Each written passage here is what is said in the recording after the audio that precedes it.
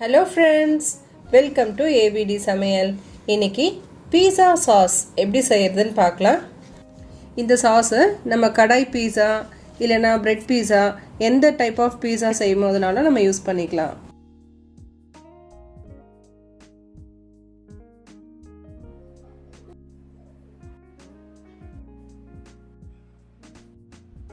நான் 6 தக்காளி எடுத்திருக்கேன்.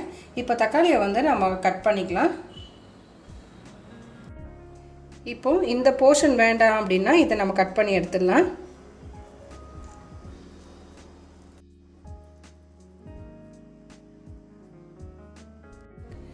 கீழ் போர்ஷனில் லேசாக ஒரு கீரல் போட்டுக்கலாம். அப்போ தான் தக்காளி வெந்த உடனே நமக்கு அந்த தோலை பீல் பண்ணுறதுக்கு ஈஸியாக இருக்கும். இப்போது இதே மாதிரி எல்லா தக்காளியும் கட் பண்ணிக்கலாம்.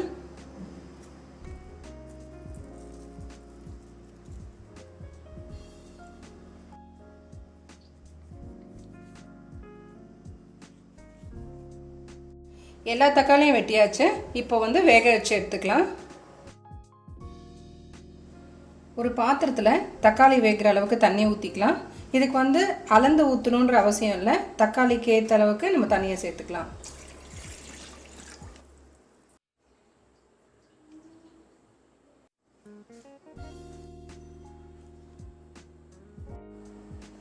இப்போ இந்த தக்காளி கூட ஒரு பாதி வெங்காயத்தை சேர்த்துக்கலாம்.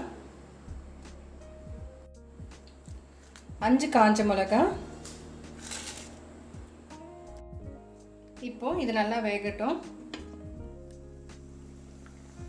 இப்போ இது நல்லா வெந்துருச்சு. ஸ்டவ் ஆஃப் பண்ணிக்கலாம்.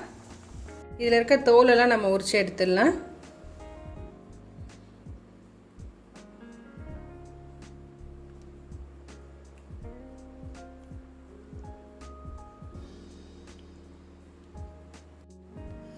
தக்காளியில் இருக்க தோலெல்லாம் உரிச்சு எடுத்தாச்சு. இப்போ இதை அரைச்சி எடுத்துக்கலாம்.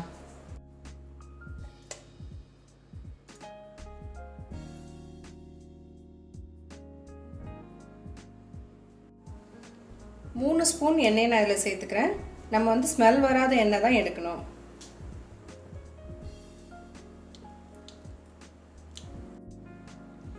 நாலு பல்லு பூண்டை நல்லா சின்ன சின்னதாக நறுக்கிட்டு இப்போ இதில் போட்டுக்கலாம். அரைச்சி வச்சிருக்க பேஸ்ட்டை இப்போ இதில் சேர்த்துக்கலாம்.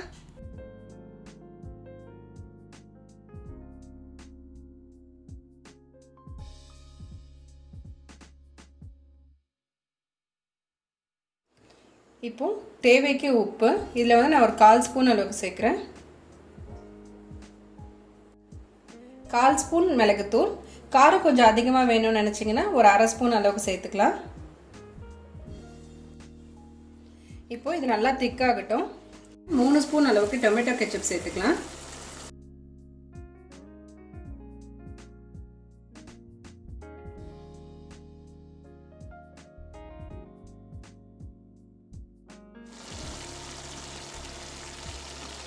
ரெண்டு ஸ்பூன் சர்க்கரை.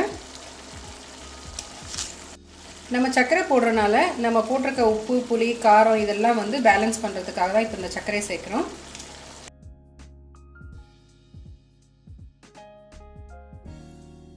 கொஞ்சமாக ஆரிகனோ சேர்த்துக்கிறேன். இது ஆப்ஷனல் தான்.